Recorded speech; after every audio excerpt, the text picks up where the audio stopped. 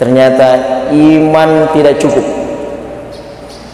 ternyata semangat iman tidak cukup. Coba tengok ayat itu, yarfa'illahu alladzina amanu minkum, tidak sampai di situ. Walladzina utul ilma, dan orang-orang yang berilmu. Nggak boleh, ini mohon maaf nih, kalau ada yang tidak sependapat, kita tidak boleh beragama hanya berdasarkan semangat. Harus ada kalkulasinya, harus ada ukurannya. Kita 2 bulan tidak datang ke masjid itu bukan karena tekanan pemerintah. Di sini masalahnya, kasusnya antara santrinya Ibnu Mas'ud dengan santrinya Ibnu Abbas, masalahnya bukan di bacaan, tapi masalahnya ada pada santri, jamaah pengajian, murid pengajian yang merasa paling benar. Pokoknya saya belajar pada Ibnu Abbas, inilah ilmu bacaan yang paling benarnya. Akhirnya ketemu di lapangan, ketemu di bawah, pomap, saling mengkafirkan. Ini puncaknya, Pak. Saling mengkafirkan.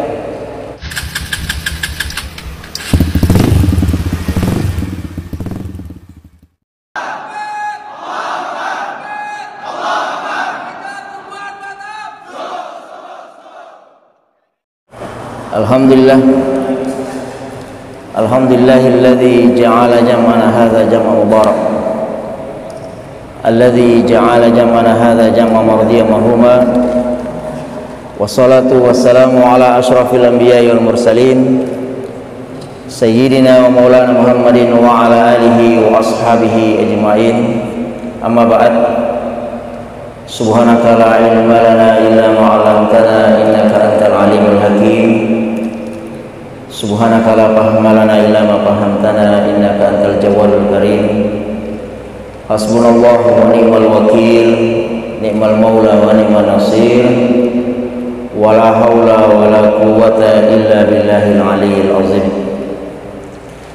Yang kami hormati pengurus DKM Masjid Ar-Rahman, imam masjid, para tokoh masyarakat, dan kawan-kawan dari Baitul Subuhan sekalian. Kita bersyukur pada Allah Subhanahu wa taala pada subuh hari ini kita bersama-sama hadir di majelis yang mulia ini.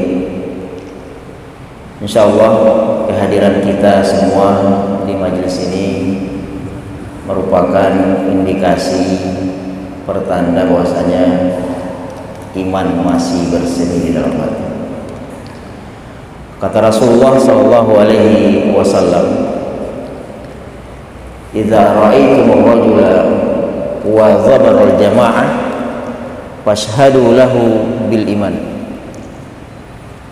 Kalau kamu melihat seseorang wazabal jamaah, sering ya, atau wazaba itu artinya sudah lekat dengan jamaah di masjid, fashhadu lahu bil iman, maka jadilah saksi atau saksikanlah bahwasanya orang itu orang beriman ya. Mudah-mudahan dan kita berdoa, kita semua yang hadir di masjid pada subuh hari ini merupakan orang-orang yang beriman kepada Allah Subhanahu wa taala. Amin ya rabbal alamin. Kemudian hadirin sekalian sama-sama berbahagia, kita layak bersyukur ya, sampai detik ini, mulai dari kita bangun tadi sampai saat ini, oleh ulama itu kita minimal mendapatkan 3 keistimewaan. Ada 3 keutamaan yang tidak akan pernah dimiliki kecuali orang-orang yang datang di masjid ini, dan tidak akan pernah dimiliki kalau kita hanya tinggal di rumah, apalagi sampai saat ini belum bangun-bangun. Yang pertama adalah kita sudah menunaikan salat sunnah qobliyah subuh. Qobliyah subuh oleh Rasulullah SAW, rakaat al-fajr khairum minad dunya ma fiha. 2 rakaat sebelum subuh artinya qobliyah subuh. Khairum minad dunya ma fiha, itu jauh lebih baik daripada dunia beserta isinya. Itu satu. Yang kedua salat subuhnya. Jadi kalau ada tadi qobliyahnya, kita sudah menjadi orang yang paling bahagia di dunia. Yang kedua salat subuhnya tadi, kata Rasulullah sallallahu alaihi wasallam, man shalla salat as-subhi falahu fi zimmatillah. Kalau ada orang yang salat subuh, maka dia berada di bawah tanggungan Allah. Jadi kita ini insya Allah di bawah garansi Allah Subhanahu wa ta'ala. Jadi tidak ada yang perlu dikhawatirkan oleh orang-orang yang salat subuh. Ini Rasulullah SAW yang bersabda. Tidak ada yang perlu diragukan. Fi zimmatillah, di bawah tanggungan Allah Subhanahu wa ta'ala. Ada ulama yang mencoba menafsirkan hadis ini, katanya orang yang sholat subuh itu sampai sore insya Allah tidak akan ada yang bisa mengganggunya. Nah, kemudian yang ketiga, qiraah, bacaan. Apakah bacaan setelah sholat subuh tadi, atau bacaan pas sholat subuh, atau bacaan sebelum sholat subuh, itu kana masyhuda, itu disaksikan oleh para malaikat. Apalagi nanti nih kita duduk sampai isyraq, itu lain lagi pahalanya. Jadi alhamdulillah ala kulli hal, kita layak bersyukur pada Allah Subhanahu wa ta'ala. Insyaallah semua yang hadir di masjid ini adalah orang-orang yang pemenang insyaallah. Amin ya rabbal alamin. Hadirin sekalian yang sama-sama berbahagia, ada satu hal yang harus kita pahami, yaitu bahwasanya antara Islam, antara agama khususnya Islam dengan sains itu tidak pernah ada dikotomi. Dalam Islam, antara agama dengan ilmu pengetahuan, antara sains dengan agama, itu tidak ada kontradiksi, ya, tidak ada dikotomi dan tidak ada perlawanan. Islam kalau sudah bicara masalah sains itu welcome tuh, sami'na wa ta'na, ahlan wa sahlan. Kalau sains mengatakan, ya, kalau sains mengatakan kita tidak boleh datang dulu ke masjid karena ada virus corona, maka agama sami'na wa ta'na. Oke, ahlan wa sahlan, kita ikuti. Kalau ahli medis mengatakan sementara kalau sholat jaga jarak, maka agama akan mengatakan sami'na wa ata'na. Kalau dokter mengatakan harus pakai masker dulu, maka kita agama itu sami'na wa ata'na. Nah, jadi 2 bulan kurang lebih kemarin kita tidak menunaikan sholat Jumat di masjid dan tidak datang ke masjid dan tidak berjamaah di masjid, itu merupakan, ya, itu merupakan betapa luasnya agama Islam ini. Jadi agama ini tidak pernah mendikotomikan ilmu pengetahuan dengan agama itu. Makanya di sini Rasulullah SAW bersabda, "Anta a'lamu bi umuri dunyakum." Kalau sudah menyangkut masalah urusan dunia, anta alam, kalian lebih tahu, lebih paham. Kalau sudah bicara masalah virus, sudah bicara masalah corona, serahkan pada ahli medis, mereka ahlinya. Kalau bicara masalah uang, kasih orang-orang perbankan. Bicara masalah pebisnis, kasih para pedagang itu. Anta a'lamu bi umuri dunyakum, kata Rasulullah. Kalau urusan dunia kalian lebih tahu tuh. Dan apa kata Allah Subhanahu wa taala dalam Al-Qur'an? Fas'alu ahla zikri in kuntum la ta'lamun. Nah, ini jelas dalam Al-Qur'an. Fas'alu ahla zikri in kuntum la ta'lamun. Tanya ahli ilmu kalau kalian tidak paham. Makanya kita beragama tidak boleh hanya bermodalkan semangat. Beragama itu tidak boleh berdasarkan giro saja, gaspul jangan rem, nggak boleh gitu. Nggak boleh asal gas-gas aja. Kalau di jalanan bolehlah kita gas-gas aja. Kalau perlu jangan direm, ya kan? Tapi kalau beragama ini harus berdasarkan ilmu. Makanya kan kemarin kita tengok semua kan, pas COVID-19 ini, internal umat Islam saja itu banyak mazhab, ya kan? Banyak mazhab. Kita saja di internal umat Islam ini menyikapi virus corona ini banyak mazhab. Ada yang pasang gini, ada yang tidak mau pasang ini. Ada yang mau masker, ada yang tidak mau pasang masker. Pokoknya saya mau datang ke masjid. Saya lebih takut kepada Allah daripada corona. Nggak ada masalah. Ini ijtihad. Tapi ingat Pak, ingat. Coba buka surah Al-Mujadalah itu. Ada menarik di surah Al-Mujadalah.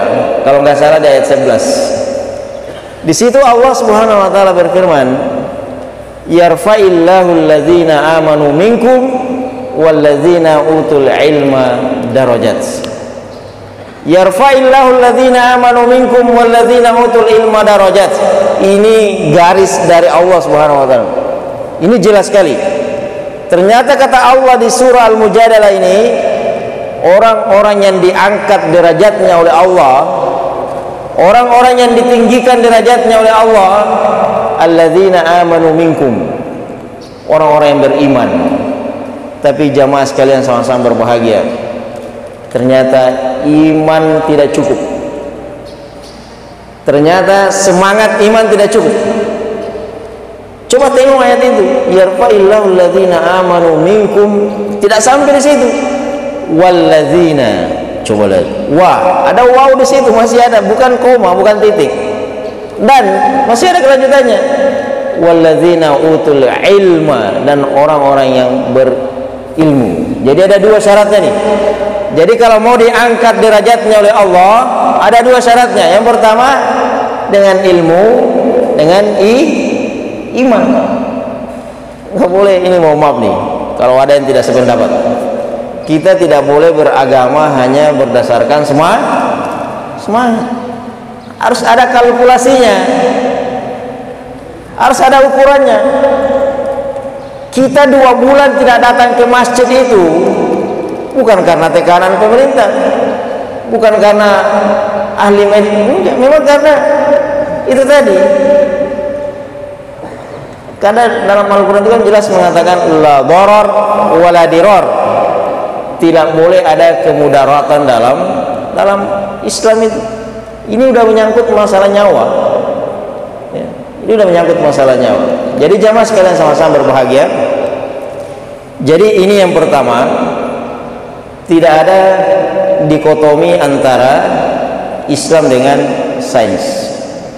Rasulullah itu kalau sudah menyangkut masalah dunia, menyangkut masalah strategi, itu Rasulullah tidak serta-merta mengatakan beliau seorang pemimpin, beliau seorang nabi, akhirnya semua keputusan diambil oleh, enggak. Contoh perang itu, perang Khandaq, perang Parit kan, itu strategi perang Parit itu dari mana itu sumbernya itu Pak? Siapa pencetus? Sampai sekarang terkenal dalam sejarah. Kita kalau naik umrah itu pasti melewati itu Parit Khandaq itu, iya kan? Siapa itu? Itu bukan Rasulullah Pak. Jadi bukan Rasulullah yang punya gagasan, yang punya ide supaya parit itu dibangun. Itu parit dalamnya 6 meter, lebarnya 5 meter, dan panjangnya kurang lebih 20 km, Pak. Belum pernah ada sebelumnya strategi seperti ini, khususnya di Jazirah Arab. Sepanjang perjalanan perang di Jazirah Arab belum pernah mengenal taktik strategi seperti perang Khandaq ini. Khandaq itu artinya taktik, artinya parit, harus menggali parit itu. Terus idenya siapa? Itu bukan ide Rasulullah dan bukan gagasan murni dari Rasulullah. Itu idenya Salman Al-Farisi. Siapa Al-Farisi itu? Farisi itu nama daerah, kayak kita kan, Al-Jawi, Al-Malawi. Al-Farisi itu dari Persia. Salman Al-Farisi waktu itu masih mu'allaf, baru masuk Islam, tiba-tiba mau perang, akhirnya memberikan masukan kepada Rasulullah supaya membuat parit itu.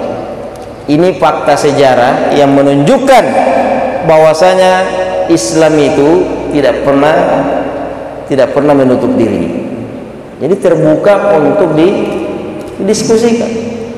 Dan ini Rasulullah, makanya Rasulullah mengatakan, anta a'lamu bi umuri dunyakum, kalian lebih tahu perkara dunia kalian.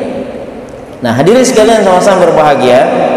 Ini pengantar supaya kita mendudukkan baik-baik masalah ini. Ini kan pandemi 19 ini betul-betul memberikan banyak pelajaran kepada kita semua, ya. Terlepas apakah ini konspirasi atau tidak, terlepas apakah ini hantu atau bukan hantu, ada atau tidak ada, yang jelas ahli medis sudah mengatakan ini virus ada, ya. Karena ahli medis mengatakan ini ada, maka kita sebagai umat Islam pasti ada perangkatnya, namanya fikih. Fikih inilah yang mengelola, fikih inilah yang menggap. Gara-gara fikih ini muncullah yang namanya sub model seperti ini, Pak.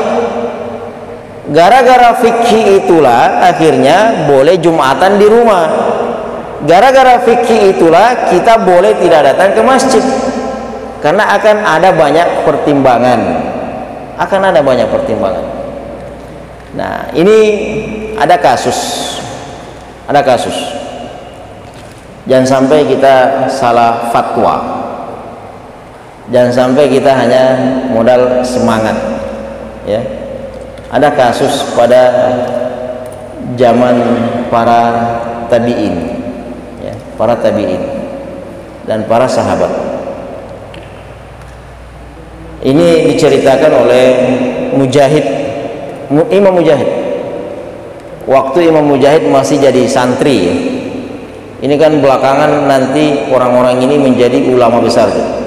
Ada Imam Mujahid di situ, ada Imam Tawus, ada Ibnu Jubair. Ini ulama-ulama besar nih. Jadi Imam Mujahid menceritakan, kunna ma'a ashabina fi halaqah. Kami pernah bersama dengan para sahabat kami di suatu halaqah, majelis pengajian seperti ini. Itu ternyata majelisnya Ibnu Abbas. Jadi Ibnu Abbas punya pengajian. Ibnu Abbas itu boleh dikatakan orang yang pertama kali merintis pengajian seperti ini, Pak. Cikal bakal yang namanya madrasah, sekolah-sekolah pesantren dan pengajian-pengajian itu bisa dikatakan Ibnu Abbas yang memulainya. Itu di zaman Ibnu Abbas membuka pengajian di rumahnya, itu antri, Pak, dari pagi sampai sore. Yang mau belajar hadis jam sekian, yang mau belajar tafsir jam sekian. Rumahnya kan masih kecil tuh, rumahnya masih kecil. Jadi orang ngantri masuk, menunggu di luar. Nah, salah satu kasus yang kita ceritakan pada subuh hari ini diceritakan oleh Mujahid, mengatakan kunna ma'ashabina, kami pernah bersama sahabat-sahabat kami sesama santri fi halaqah, dalam satu halaqah, ya. Di situ ada Ibnu Abbas. Nah, kebetulan Ibnu Abbas yusolli, sedang sholat. Jadi gurunya sedang sholat. Ini ceritanya Ibnu Abbas adalah sahabat Mujahid, Tawus, Ibnu Jubair dan teman-temannya adalah tabi'in. Jadi orang yang tidak pernah bertemu dengan Rasulullah, tinggal bertemu dengan para sahabat, itu namanya tabi'in. Ya, jadi ada generasi sahabat, ada generasi tabi'in, ada generasi tabi'in. Yang pernah ketemu dengan tabi'in namanya tabi'in. Yang pernah jumpa dengan sahabat namanya tabi'in. Yang pernah jumpa dengan Nabi namanya sahabat. Nah, itu ya. Ibnu Abbas lagi sholat, Idja'a rajulun, tiba-tiba datang seseorang masuk ke perkumpulan majelis itu, bertanya, sa'ala hal min muftin, ada nggak diantara kalian di sini sebagai mufti? Mufti, apa artinya mufti itu, Pak? Mufti adalah orang yang bisa memberikan solusi, yang bisa menjawab pertanyaan. Artinya orang ini ada masalah, ada pertanyaan yang ingin dijawab. Hal min muftin, ada nggak diantara kalian yang bisa memberikan saya fatwa? Nah, ini kan santri, Pak, tapi statusnya masih santri ya, masih ngaji, masih belajar. Ternyata tradisi ini, mohon maaf nih, tradisi ini sudah ada sejak dulu, dan ini ulama besar semua, Pak. Ketika mereka statusnya santri juga punya semangat yang luar biasa. Ketika mereka statusnya masih santri, semangatnya luar biasa. Akhirnya apa jawaban Mujahid, Ikrimah dan Ibnu Jubair ini? Tafadhal, hal min syai'? Oke, silakan. Apa ada masalah? Artinya apa masalahmu? Artinya kami semua siap menjawab. Akhirnya laki-laki ini berkata, ma ra'yukum, apa pendapat kalian, bagaimana menurut kalian, min ma'in dafiq, ini mohon maaf nih, tentang air yang kental yang keluar dari kemaluan. Jadi bapak ini, laki-laki ini punya kasus, sering keluar cairan di kemaluannya. Akhirnya salah satu dari santri tadi menjawab, hal min waladin, apakah air yang kamu maksud itu adalah yang kita lahir darinya? Maksudnya apakah itu air mani? Nah, apa kata orang ini? Nah, benar. Ini Pak, ini kita bicara semangat ya. Akhirnya ulama-ulama muda ini yang statusnya masih santri, apa katanya jawabannya? Falakal ghuslu, kamu wajib mandi. Kamu wajib mandi. Ini Ibnu Abbas yang sedang sholat, sebenarnya nguping, Pak, mendengarkan santri-santrinya langsung mengeksekusi orang ini, langsung eksekusi masalah ini. Akhirnya Ibnu Abbas gaspol nih sholatnya nih, bahasa kita kan. Akhirnya Ibnu Abbas buru-buru menyelesaikan sholatnya, dan ini nanti marah ceritanya nih, Pak. Akhirnya Ibnu Abbas assalamualaikum, assalamualaikum, langsung ngomong, akbil rajul, coba panggil tadi orang itu. Maksudnya kalian sudah salah fatwa ini, panggil cepat orang ini. Itu kan tadi orang sudah dapat fatwa kan, sudah mendapatkan jawaban. Akhirnya Ibnu Abbas mengatakan, panggil cepat orang itu, suruh datang ke sini. Akhirnya santri-santrinya tadi yang memberikan fatwa, memberikan jawaban, ditanya, hal ma qulta minan Nabi sallallahu alaihi wasallam, apakah fatwamu tadi, jawabanmu tadi itu ada sumbernya dari Rasulullah sallallahu alaihi wasallam? Qala la, tidak ada. Mulai diinterogasi nih. Ini yang diinterogasi bukan yang bertanya, tapi yang memberikan fatwa. Ini Ibnu Abbas, Pak. Ibnu Abbas ini bapaknya ahli tafsir yang pernah didoakan oleh Rasulullah, Allahumma 'allimhu bitawil, ya Allah, ajarkan sepupu saya ini takwil, tafsir. Jadi orang yang paling pandai yang paling paham Al-Quran Ibnu Abbas orangnya. Hal maqulta min ashabin Nabi SAW, apakah kamu berfatwa tadi berdasarkan pendapat para sahabat? La, tidak ada. Akhirnya dimarahi, Pak. Dimarahi para santri ini, dimarahi. Apa kata Ibnu Abbas? Akhirnya Ibnu Abbas membacakan satu hadis. Hal sami'ta ma qala Rasulullah, apakah kamu tidak pernah mendengarkan Rasulullah sallallahu alaihi wasallam bersabda, ya, faqihun wahidun asyaddu ala syaitan min alfi abidin. Ini mari kita pahami benar-benar, Pak. Ini nasihat dari Rasulullah yang disampaikan oleh Ibnu Abbas kepada semua santrinya. Faqihun wahidun asyaddu ala syaitan min alfi abidin. Satu ahli fikih yang paham agama, yang mengerti seluk-beluk dalil, ya, yang berfatwa berdasarkan dalil, berdasarkan ilmu, asyaddu ala syaitan, lebih ditakuti oleh syaitan min alfi abidin, daripada 1000 ahli ibadah tapi tidak berdasarkan ilmu. Ini hati-hati, Pak. Ini kata Rasulullah. Ini santrinya, ini santri ini, Pak, bukan sembarang orang juga. Itu Mujahid, Ikrimah, Ibnu Jubair, ulama besar semua. Jadi Imam Hanafi, Imam Syafi'i, Imam Malik itu sumber ilmunya dari orang-orang ini. Daripada pendiri mazhab Maliki, mazhab Syafi'i, mazhab Hanafi, mazhab Hambali, itu sumber jalur ilmunya itu dari ulama-ulama ini. Tapi waktu itu statusnya masih santri, masih santri. Nah, biasalah kita, Pak, biasalah. Ini banyak nih orang lain, bukan di sini. Di luar sana baru misalnya beberapa ikut pengajian, ikut kajian, ya, sudah berani memvonis, memfatwakan saudara-saudaranya.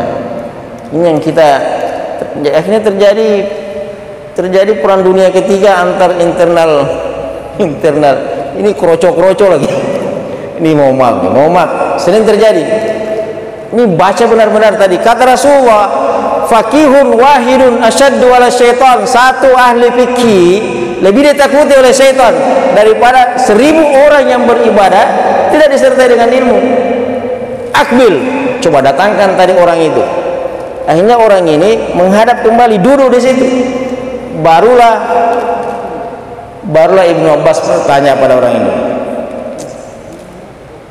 apakah cairan yang keluar itu sering keluar?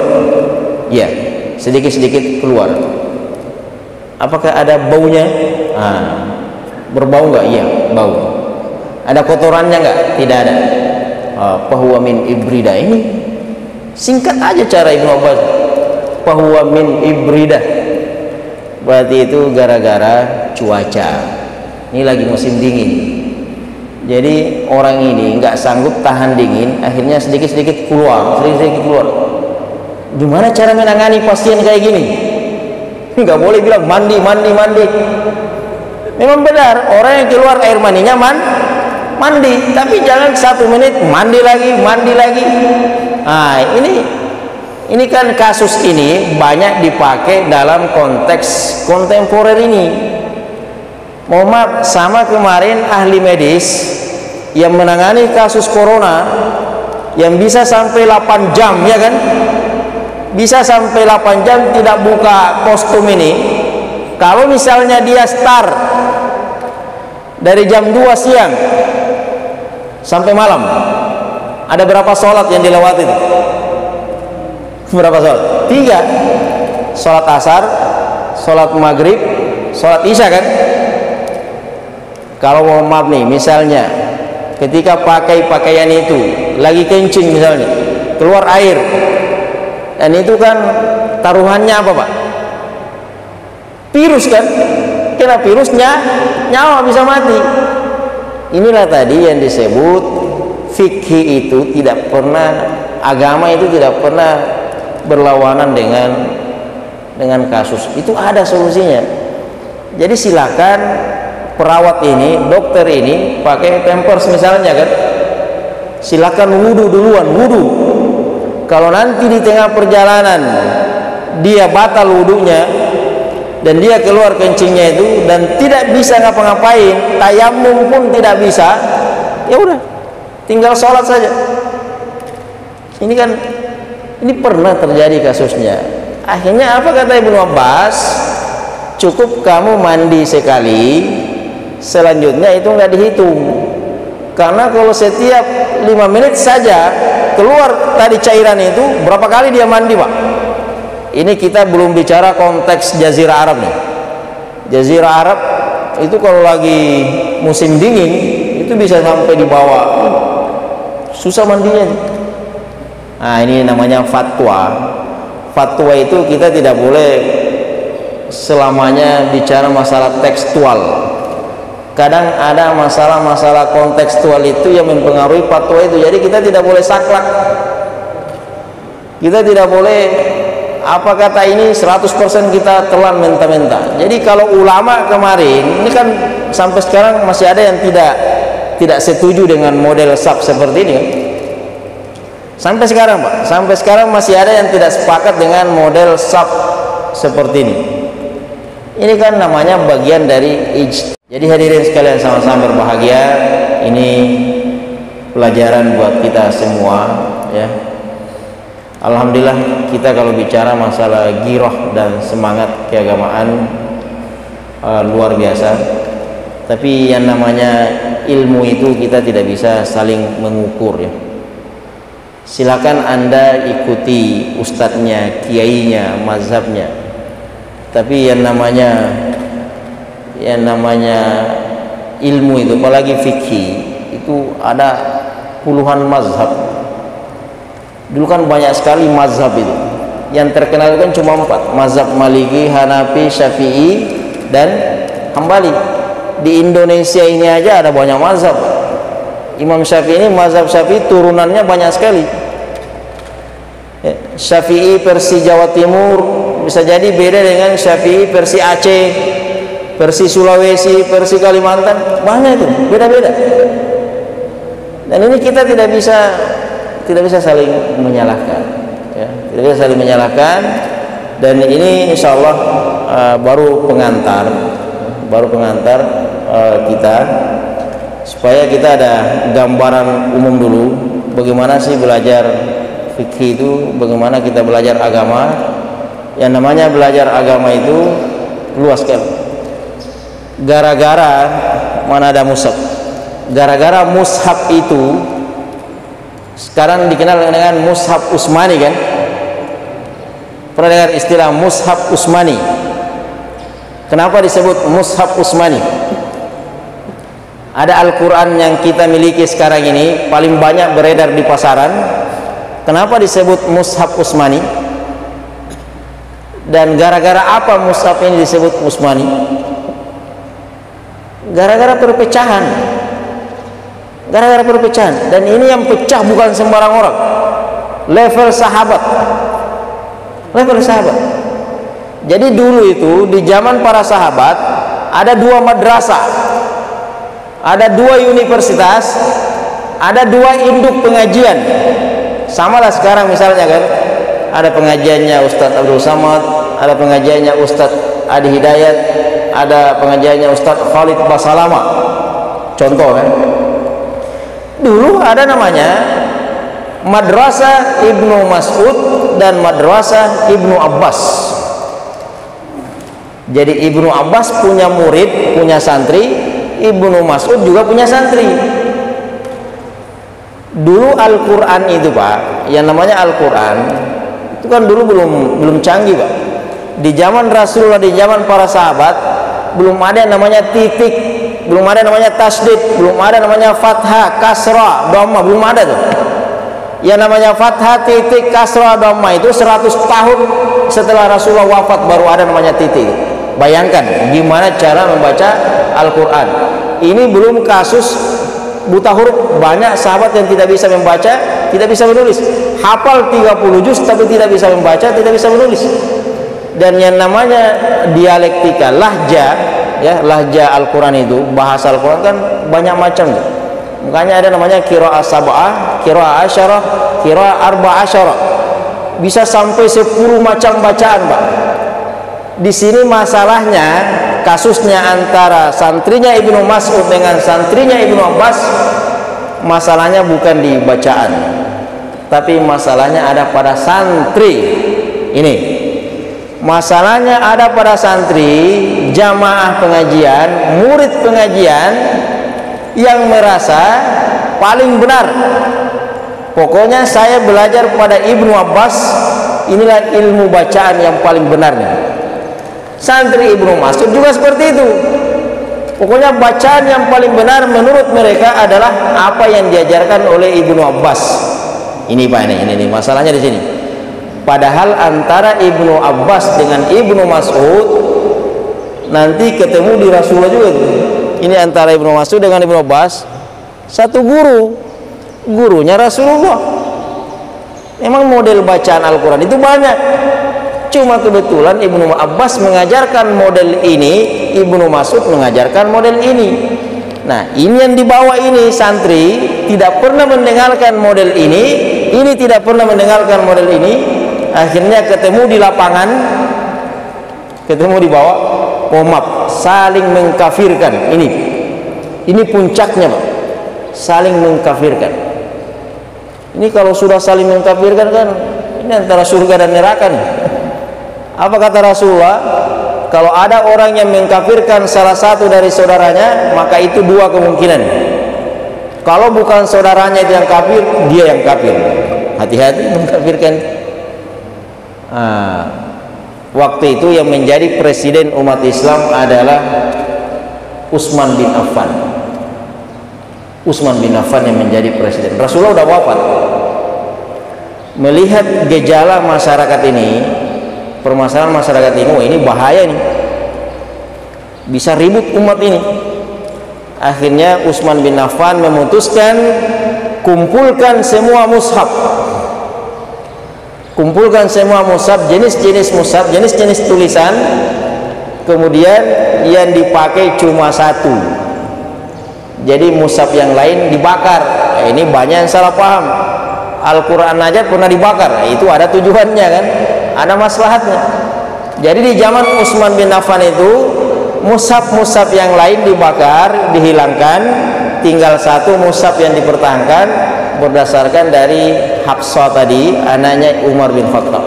Itulah yang diambil oleh Utsman bin Affan, dan itulah yang menjadi pedoman baku. Bukan berarti yang lain salah, tidak. Hanya gara-gara Utsman bin Affan ingin supaya ada standar bacaan, supaya tidak ada terjadi perselisihan. Makanya disebut mushaf Utsmani. Jadi hadirin sekalian sama-sama berbahagia, masalah seperti ini udah ada sejak dulu, dan yang namanya perbedaan pendapat tidak akan ada habisnya. Yang kita butuhkan sekarang adalah si'atus shadar, kelapangan jiwa untuk menerima setiap perbedaan itu, ya. Ini mungkin yang bisa saya sampaikan pada kesempatan kali ini. Mudah-mudahan ada manfaatnya. Minallahi musta'an wal istiqlan. Assalamualaikum warahmatullahi wabarakatuh.